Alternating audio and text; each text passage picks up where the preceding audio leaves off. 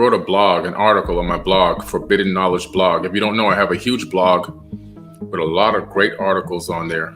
And this one particular blog was entitled, Yes, We Went to the Moon, and Yes, We Lied About It. And in this blog, I cover both arguments. One is the argument from people that say we never went to the moon. And I cover that argument in depth. I cover a lot of the fraudulent, fake information and fake images that have been put out all over the internet and have gone viral many, many times. Partial images, edited images, photoshopped images. And in this blog, I cover that information, and then I bring you the real image. And I show you the edited image or the photoshopped image versus the original image. And I cover exactly what it's about, what it means. So it's going to be pretty intense. And then I also cover the other side. Yes, we went to the moon, but also, yes, there were some doctored video that came back as well. And there's a reason why. There's a reason why some of the video footage was a little doctored. And so there's a reason why I covered that as well in the blog. So yes, we went to the moon, and yes, we lied about it. I'm about to debunk some of the debunked information that has been spreading around for literally probably 10, 15 years, a lot of it. And unfortunately, a lot of it is absolutely junk, garbage, fake news. And so my hopes today is to educate you on true information, real information that you can actually look up for yourself, as you should be doing. If you take information from other accounts and other YouTube videos and just run away with it like it's the truth without doing any research, then, like I said, you might as well go to church and sit there and listen to a pastor talk all day.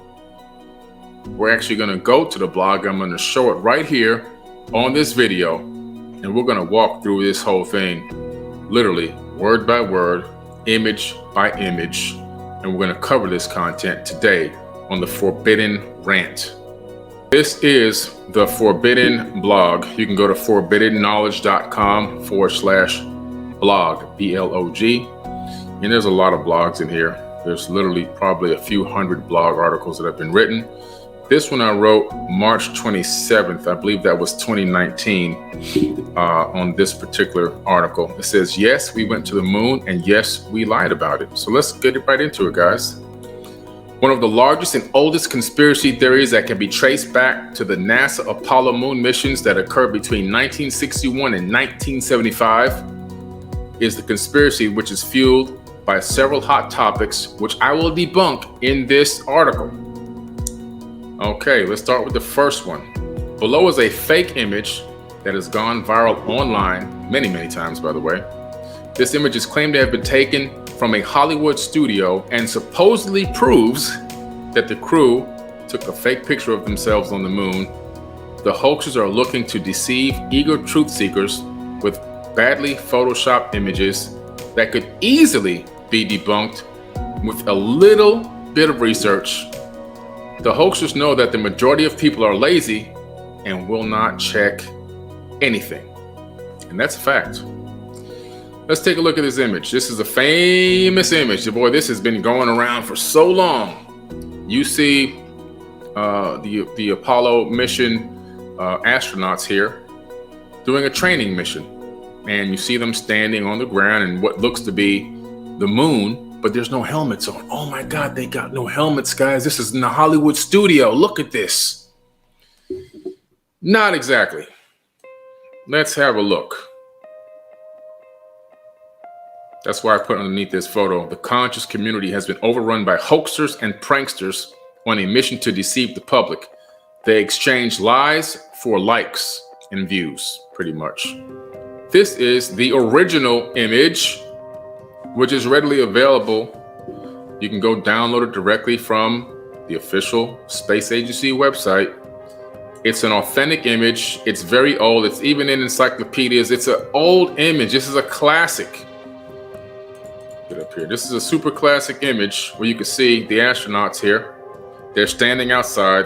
They're out back of the actual space center. They're doing their own personal walkthrough, which you're supposed to do in their lunar lander, and they're out back. This image obviously was rock crop turned into gray moon rock, and the image of the building and the cars in the background was, of course, cropped out. Why would they do that and then spread it all over the internet? You know why? To deceive you and fool you into thinking that these people were in a Hollywood studio when they were right out in back of the Space Coast Center out there in NASA in Florida. This is where they were located. Let's move on to fake news number 2, the Van Allen radiation belt. Okay. Now, the Van Allen radiation belt, this video is a YouTube video which explains the actual path through the belts and a little bit of history about the belts. I can't play that, obviously, because this video is on my YouTube account, but I can walk you through it. Now, let's talk about the radiation belt. Prior to 1958, scientists were aware that ions and electrons could be trapped by the Earth's magnetic field, but not such that trapped particles actually existed. At most, it was proposed that during magnetic storms, a temporary trapped population might create a ring around the Earth, a ring of radiation, obviously, which decayed again as the storm ebbed. So as the storm ebbed and flowed, these radiation particles, these ions, they would build up and they would cascade, they would fade away. They would build up, they would cascade, they would fade away, okay? Van Allen, Dr. Van Allen, he had recognized this, and he brought it up to NASA and said, look, there's this buildup of radiation that cascades around the Earth from time to time. And they recognized it and they checked it out, and they was like, you know what? Wow, this is interesting. And they really found out that it did exist. So they were like, wow, what does this mean? What can we do? They started researching this, okay? Researching it. And what they found was that the radiation belts did exist, but they found out 2 things that were very interesting. They found out, number 1, it would take a person about 3 days to be fully exposed in an unprotected vessel inside the thickest part of the radiation belt to receive a lethal dose of radiation. And since the moon mission was only going to take a few hours to get through the radiation belt, it didn't even matter. The next thing they found out was that there are these gigantic openings where Earth's magnetic field whips out of the Earth and creates these huge space highways, if you want to call it, these huge openings. And they were able to plot a course directly through the openings, and the plotted course coordinates are available to the general public. And this arrow that you see here on this image that I put, this tracks the actual course for the rendezvous with the moon through the weakest part of the Van Allen radiation belt as the astronauts took off from Earth and went through that particular swath, that opening of magnetic fields that it had created. Data from Explorer 1 and Explorer 3, launched in March 26, 1958, were used by the Iowa group to detect the existence of charged particle radiation trapped by Earth's magnetic field. The inner radiation belt, Pioneer 3, which was launched the 6th of December, 1958, and Explorer 4, launched July 26, 1958, also carried instruments designed and built by Dr. Van Allen.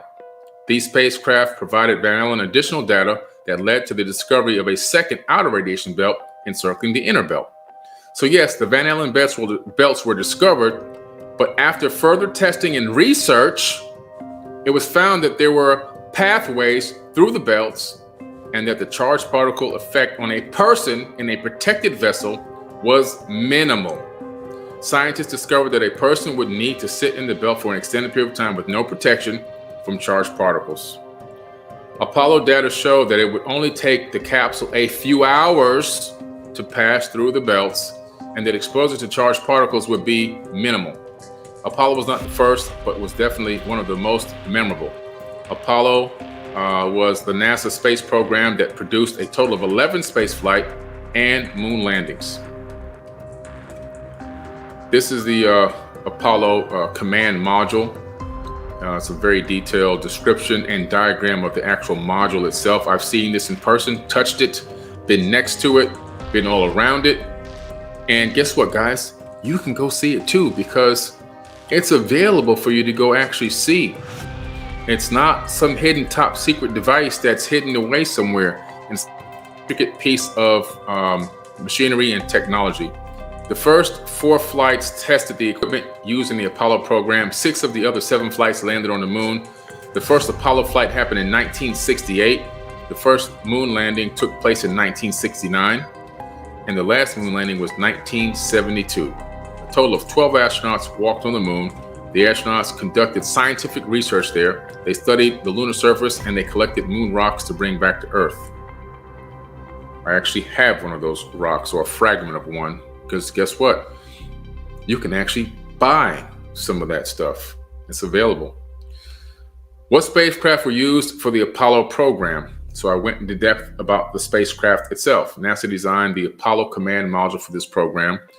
It was a capsule with room for 3 astronauts. The astronauts rode in a command module on the way to the moon and back. It was larger than the spacecraft used in the Mercury and Gemini programs, and the astronauts had room to move around inside the spacecraft. The crew area had about as much room as a car, which is still kind of tight and compact. Now, don't forget about Mercury. Mercury was sent up prior to Apollo. Now, black women were the computers for Mercury and some of the Apollo missions, the early ones. What do I mean by that? Before computers existed, which is this physical object that I'm looking at talking to you guys now in, before that existed, human beings were called computers. Computers were not assigned to a technological device initially. They were assigned to people. And the people that were the computers for NASA were black women.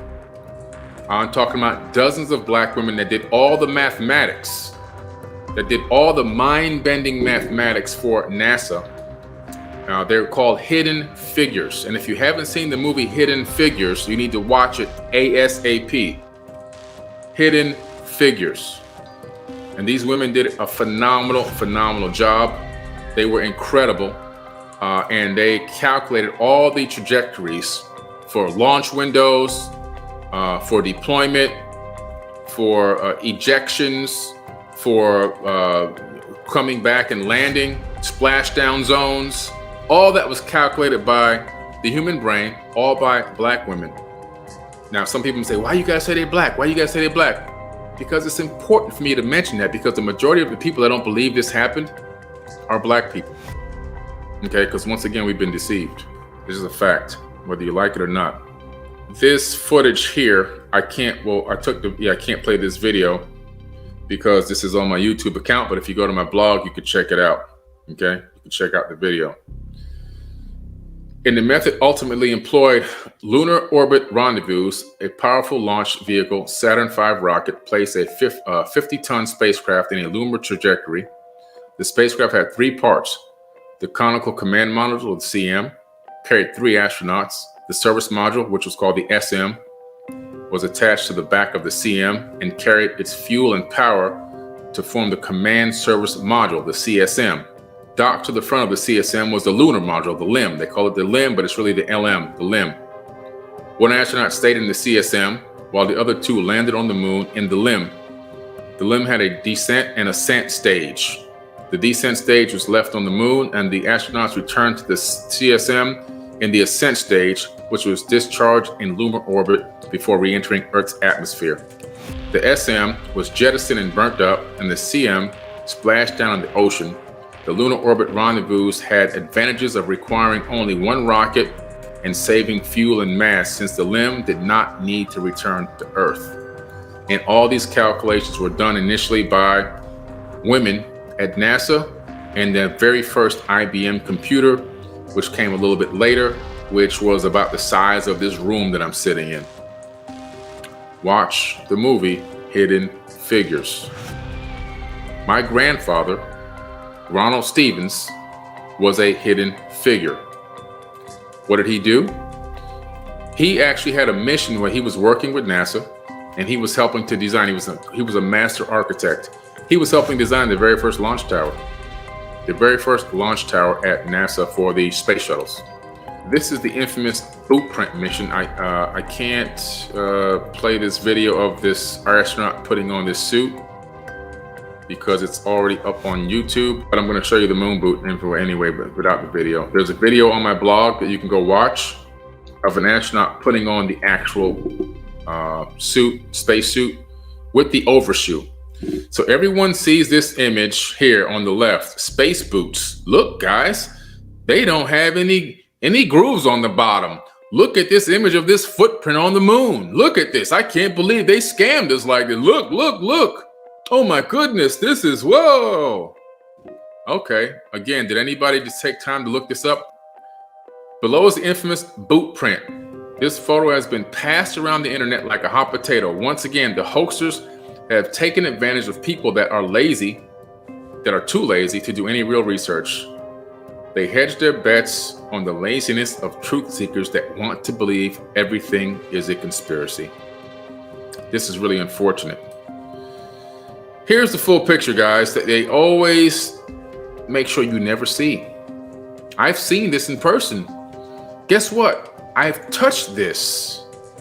These are real. You can go to Houston or you can go to Florida Space Coast and you can go see these spacesuits. They're real, guys. And guess what? You'll see the shoe here at the bottom, that's smooth on the bottom, and you see the overshoe over here.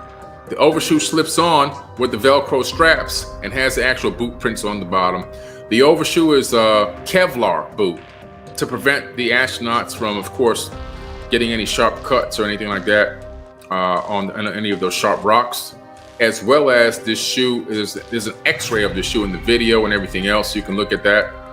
Here's a picture, an image of the x-ray of the overshoe. This is high-tech stuff, okay? You can't wear these 20-pound boots inside of a capsule for 3 days. You don't put these on until you're ready to use them. That's why you see the nice smooth bottom. You don't push off inside of the capsule and maneuver yourself around in a small capsule the size of a car with freaking overshoes on that weigh 20 pounds that have these ridges on the bottom. It doesn't make any sense. You put those on when you're ready to use them. This is an x-ray of the extravehicular, the EV overshoe, that was designed to be worn over Apollo spacesuit boots while an astronaut was taking a walk on the moon. The International Latex Corporation made the boots for astronaut James B. Irwin for training purposes. The EV boots were worn over the boots that were integrated into the spacesuit and which included the pressure bladder for thermal coverings. The boots were made with silicone sole, woven stainless steel upper, and included additional layers of thermal protection and beta felt in the soles as protection against extreme temperatures and sharp rocks on the lunar surface. Another one, Hollywood producer fake moon footage. Below is a fake interview of Stanley Kubrick on a faked moon landing. Now, Stanley Kubrick is not the person in this video, even though the video says Stanley Kubrick. I go to explain, and if you watch this video on my blog, this is the full video, not the edited one that you guys have been watching. You only been watching a very small clip of it. You find out at the end of this same video that this guy is an actor, and he's not Stanley Kubrick. You hear the interviewer address the actor by his name, Thomas, and he even gets irritated and a bit angry with him, telling him how to deliver his lines. On this video on my blog, this is not Stanley Kubrick, guys. This is a guy named Thomas. He's an actor, and he's reading lines, okay? And the director's getting angry at him because guess what? You never heard about this because you only watched the small clipped edited version of this video. You never got a chance to see the full video like I'm showing you on my blog. Go to my blog, forbiddenknowledge.com/blog. Wake yourself up with some new knowledge, okay? So, they discuss how they're trying to make this fake interview sound believable. You can hear that again at 22 minutes and 14 seconds. Right? It's not even up. I'm not making it up. Why would you lie about this, Tom? Why? To keep the funding, to keep the program going so you can get there. But it never happened because it just... In 2015, the beginning in August, various edited versions of this fake Kubrick video interview circulated online. The gullible had their hopes dashed by the year's end, however. In December, a full uncut version was released. This is it right here. Of this well done, colorful though obviously fake video interview of a filmmaker, Stanley Kubrick, confessing to faking the moon landing, which is actually false. He did not. So go to my blog and you'll find out that the video that says that I did all this editing and I did all of this and look, they're on strings and all this. It's a fake video. You've been faked by another fake. Okay? You've been faked by people who want you to get likes, who want to get likes out of you and views out of you. That's what happened. And unfortunately, a lot of that's was circulating about this moon stuff. A lot of it is all about manipulating truths and taking information that's false and editing it to make it sound like it's something official, when it is editing photos to make them look official, when it is cropping out things that's supposed to be in the photo so you couldn't see them, because they knew that. Guess what, guys? You weren't going to look it up. No, because why? Because the computer on YouTube and all these other video platforms, you're going to listen to whatever anybody has to say. You're not going to look for yourself. You're not going to investigate. You're not going to research. They know that you're not going to do that. So they just start putting these videos out for you, and you just gobble it right on up, man. I'm full. This is good stuff. No, it's not good stuff. Why would they lie about landing on the moon then, right? Because I did say we lied about it. Because they discovered artificial anomalies on the moon that should not be there. Okay, that's why. Now, this video, I can't play it on my channel because it is a YouTube video from one of my teammates on my United 99 United Family of Anomaly Hunters, Chris Maroney. But you can go to my blog and you can watch these videos. These videos expose actual anomalies on the moon. That's why some of the footage is like that. They don't want you to see what's up there. They need to keep you blind to what's really going on. That's why. And so let me take a quick break from this moon blog and show you guys some anomalies. Let's have a look over here. Let me just make sure that's what's up. Yeah, that's what's up. These are anomalies, guys. You know what an anomaly is? It's an out of place object. It's information that comes back from a lot of our space probes that have gone out. We spent trillions and trillions of dollars sending probes out and rovers out all over the solar system. And all of this data is publicly available on worldwidetelescope.org. It's publicly available, okay? These are just some of the anomalies that I've discovered. Like here's one here. Here's 3 in one image. Here is a image here from washington.edu. This is where the image is hosted. This is an image from Pathfinder, which landed on Mars, okay? And this Pathfinder image shows right here 3 anomalies in one picture. There's actually a 4th one, but I don't even want to get into that. These are the more clearer ones that is easy to see. All they've done has been blown up and expanded so you can see what's there. Nothing's been edited, nothing's been altered, no color changes, okay? No color changes at all. Let me see which one that's at. Okay, so no color changes at all. And you can clearly see here that something interesting is going on. These things don't belong here. They're out of place. And so this is why a lot of the images that we get from the space agencies are edited and obfuscated. They don't want you to see what's there. They don't want you to recognize that there's something huge going on out there, and they don't want us to be a part of it. That's why they lied about it. That's why. So you're getting a combination of real and a combination of fake. So it keep you going, oh man, there's nothing there anyway. Nothing but a bunch of cold, dry rocks up there. Nothing exists up there, right? Okay. Really? Let's have a look at that. Let's have a look at that. Let me show you something very interesting that's going to blow you away.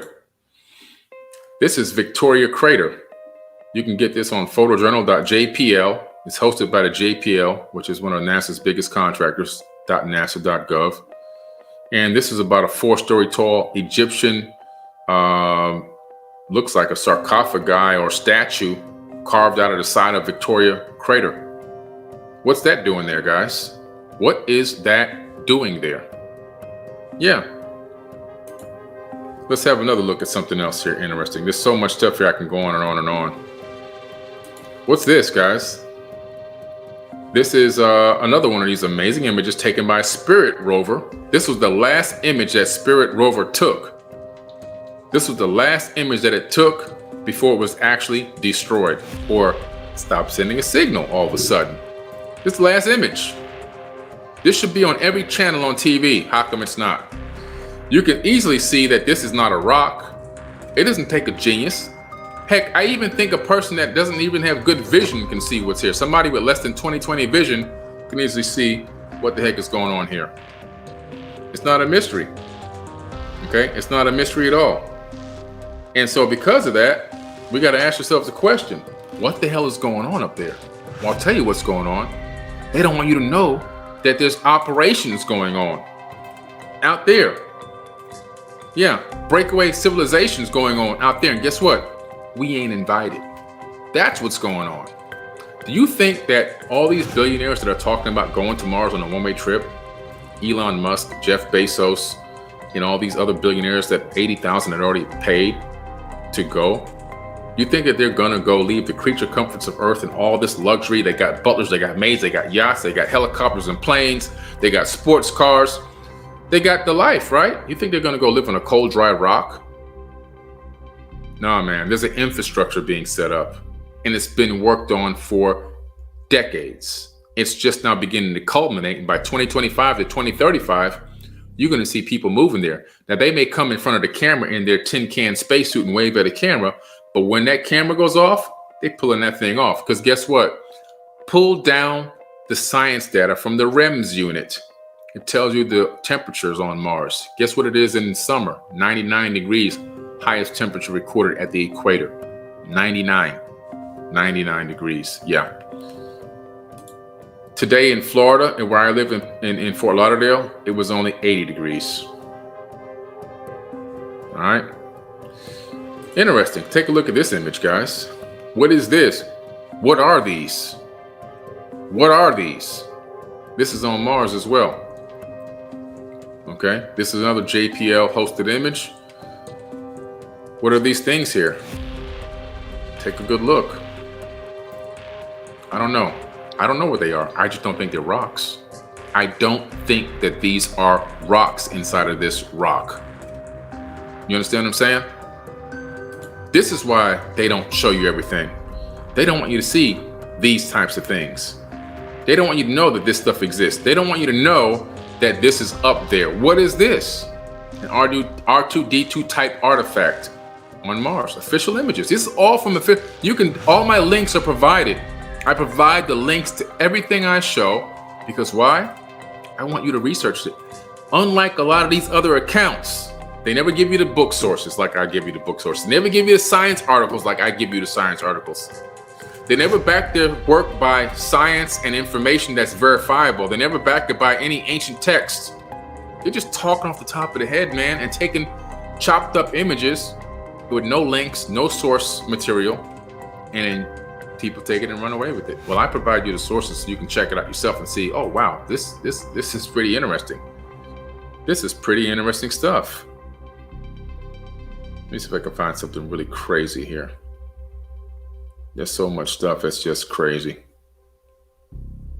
Look at this. What's this doing up there? What's this doing up there? What is this doing up there? Yeah. You see? This is why.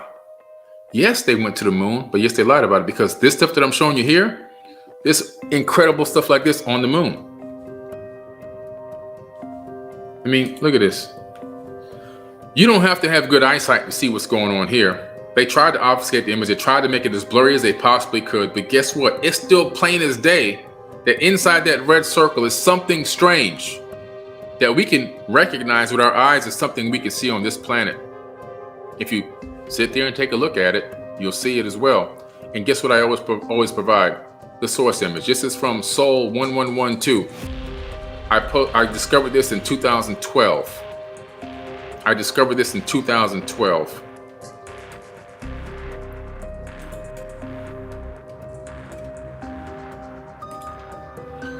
This is one of my greatest anomaly hunters, Martine Graney. This one has been on the news and on TV many times. Look at this. Another amazing anomaly. You can clearly see this is a statue. I can actually say what this is here because it's too clear. You can see the prongs at the bottom that it sticks into something, and you can clearly see the ornate design on the actual body area. And then you can see, of course, the head, the eyes, and the mouth. It's an ornate statue of some type that's probably been knocked over when one of their disasters happened up there, okay, on Mars. And I can just go on and on. There's just so much here. There's just so much amazing stuff here that I can go on and on. Here's an Ankh. There's an Ankh there. There's one of dozens of Ankhs that we found. Yeah, Egyptian Ankhs. Laying out here in the sands. Here's a blow up of it. Here it is in the sands in the original image at the top. And down here, you can see the blow up of it. Here it goes right here. One of dozens that we have found up there. Dozens of Ankhs. There's a lot of Egyptian type of artifacts that appear to be anomalies or anomalous looking Egyptian artifacts on Mars. All right. Let me bounce back over to this here since I got you on the shared screen already. Back to the moon again. Let's look at this anomaly right here. This is one of my greatest discoveries on the moon. This has been on TV many times. Nobody can say that it doesn't exist.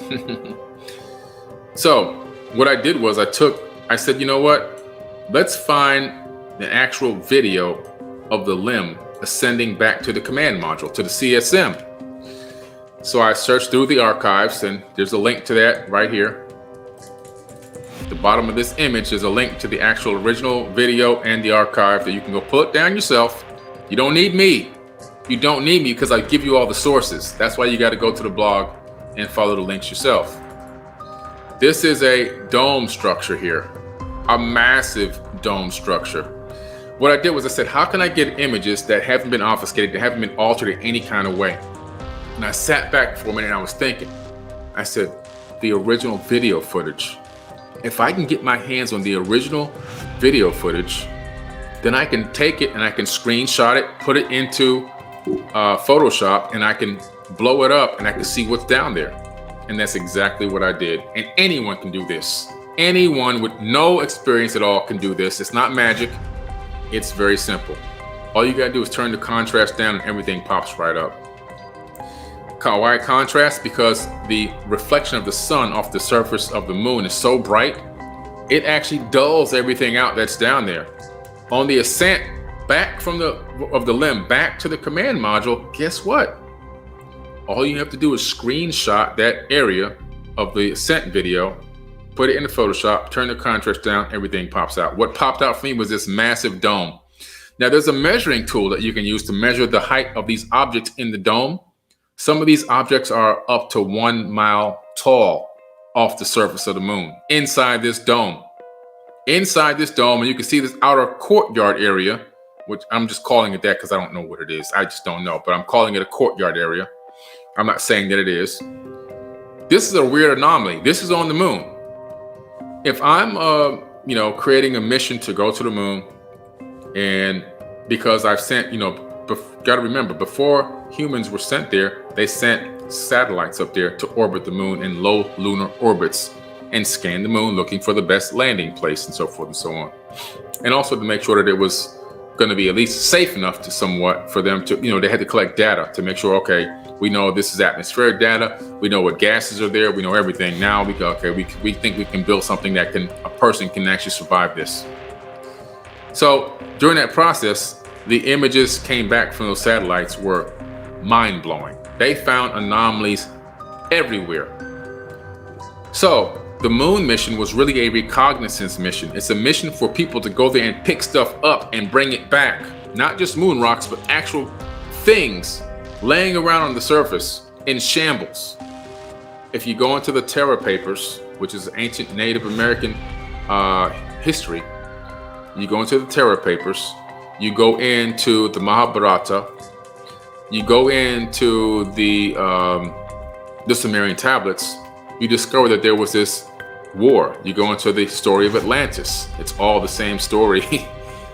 There was a war. The war extended from Earth to the moon and to Mars.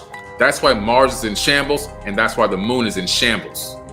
There was a war, an interplanetary war that occurred. in ancient times, and the moon and Mars took the brunt of that damage. Okay, that's what's really going on here. And Atlantis, of course, the main ring city and one of those main capitals, was destroyed and sunk into the Atlantic Ocean. This is a remnant of an ancient civilization laying there at the moon. So they want to go there too. Of course, you're an advanced, or in this era, you think you're advanced. You want to collect anything that can give you a better advantage over your non-allies. Okay, so he's like, if I can go there, if we can get our hands on this technology and see what it is and reverse engineer it, we can have weapons, we can have these tech that we can sell to the world and make Googles of dollars, whatever it is. Okay, that's why they hide stuff from you. It's all about power, control, and money. It has nothing to do with we want people to think we went there just for giggles. No, no, man, no. They're gaining out of this. They're gaining superior knowledge out of this stuff every single day. Every single day, they're gaining more and more knowledge because we're down here scrapping to figure out how we're going to make our next car payment, and they're out there doing all kind of stuff. And they're thinking for thousands of years, millenniums in the future, while people down here are thinking what they're going to do for their paycheck on Friday. That's what's going on. Let me go down here a little bit more. Again, go to my blog, get these source links. Click on these source links.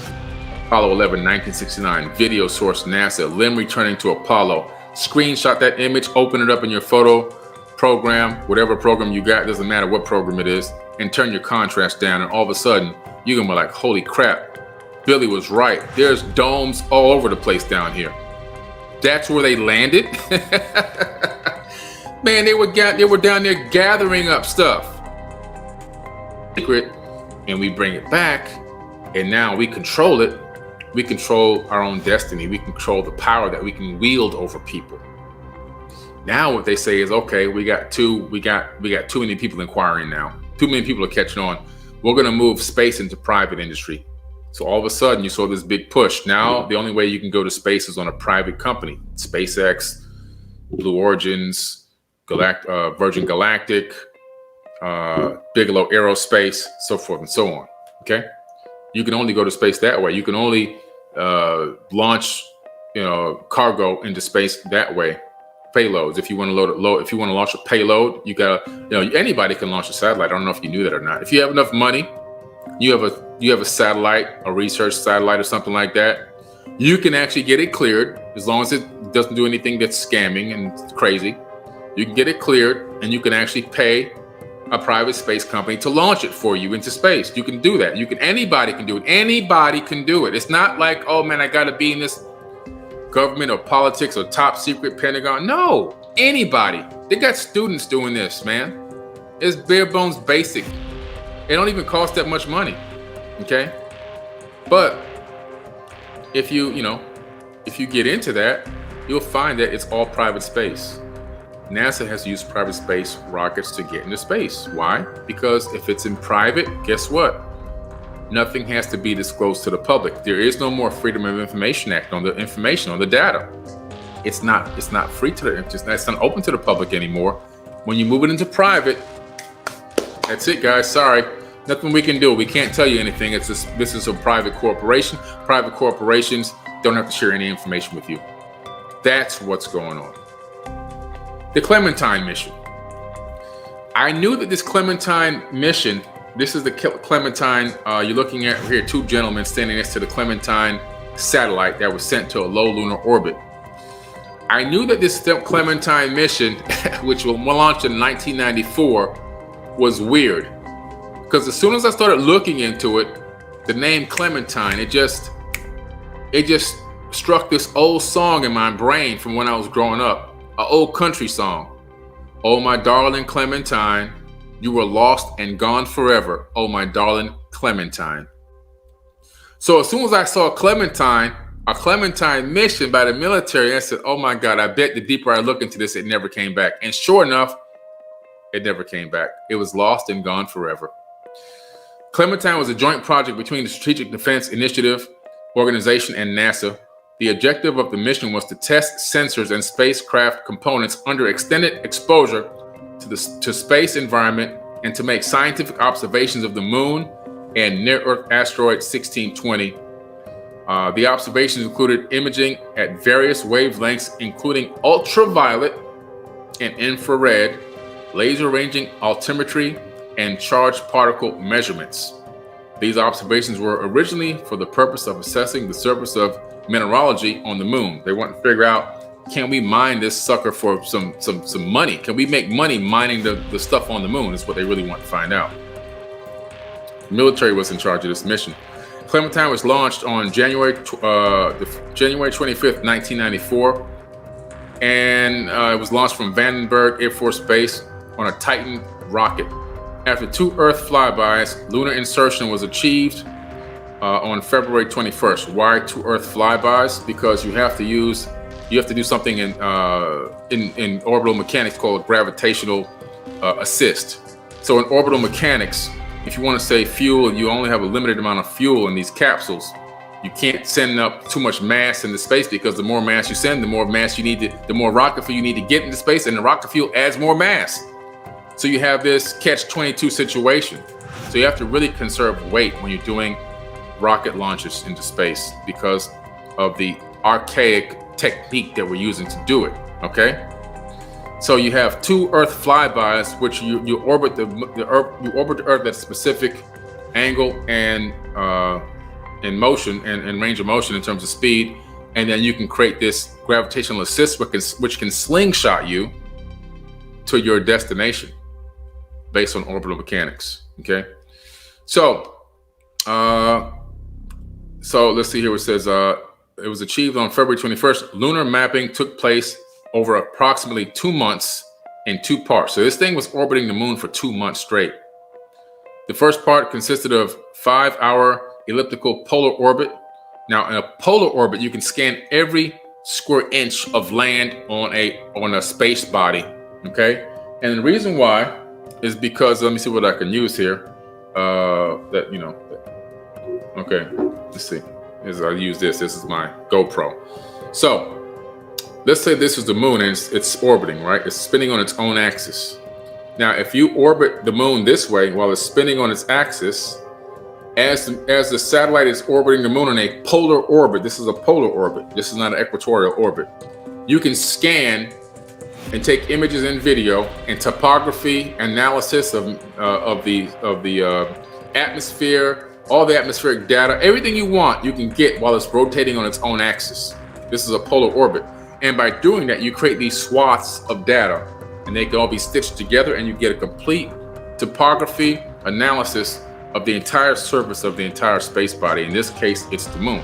Okay, that's really good technology that they use to do that.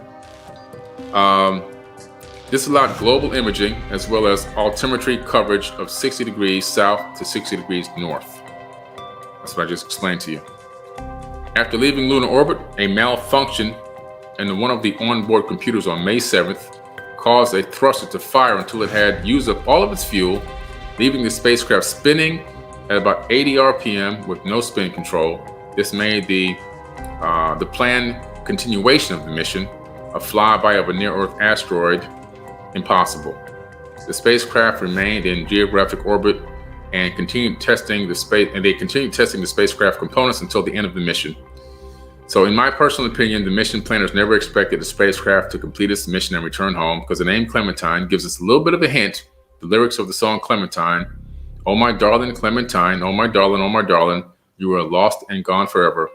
So this is, to me, I think that's a cover story in terms of what happened with the malfunction. I really do believe that it was never intended to come back, and that it's up there on the moon still right now, probably until it completed their mission, sending back other data that they did not want to make public to people, and they didn't want people to request a Freedom of Information Act on the data, because if it's still submitting information, still sending data, and we knew about it, in other words, the technology was still functioning and working, we can submit a Freedom of Information Act to get that access to that information. But once we say, "Oh man, we're sorry, it broke, it doesn't work anymore," then it's like, okay, well, we can't get it anymore. It says the official stories is that it's broken and it's not coming back, and the data has stopped. It's off, guys. Don't worry about it. Okay, you see where I'm going? Come on, we gotta think. We gotta understand. Here's another incredible video of a Sphinx that's up there. Let me rephrase that. I'm sorry. Another incredible video taken from an actual official moon image that resembles the Sphinx enclosure and the Sphinx. Again, you can go to my blog, you can play this video, you can check it out for yourself. The source images are available so that you can go look it up for yourself. Okay? I'm not saying this is a Sphinx. What I am saying is that it significantly resembles the Sphinx. However, the only thing is it's strange. It's actually on the moon. So you can check that out. All right. This is another incredible image, a video here that you can watch on my blog by Chris Maroney. You can literally see hundreds of structures on the moon surface from this video. This is one of the original official videos before Photoshop, before video editing and all this other stuff that we have now, before it even existed. This is unedited, unaltered footage that anyone can take, access, take a look at, analyze, and come up with your own conclusion, guys. That's all we're saying. Come up with your own conclusion. All right. Hopefully this article will clear up some questions about why we were lied to about the landing on the moon. We need to understand that the powers that control the planet and this earth do not want us to know, because the ultimate power is not money. The ultimate power is knowledge. Money is only a byproduct of knowledge. They want you to stay confused and misled. We can't let them win, guys. We got to be smarter. We have to be smarter, man. We got to be smarter.